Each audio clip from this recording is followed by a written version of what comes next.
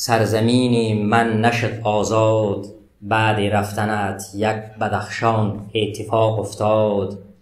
بعد رفتنت از بلندا از دل کوپایه های لاژورد یک نفر فریادی سر می داد.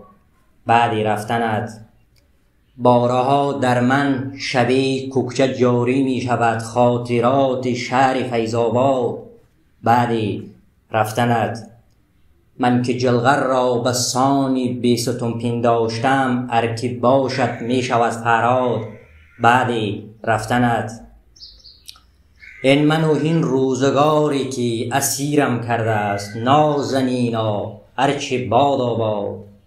بعد رفتنت در گلوی شعر خود زهری جدایی ریختند، در گلوی شعر خود زهر جدایی ریختند شاعران قرن استبداد. بعد رفتنت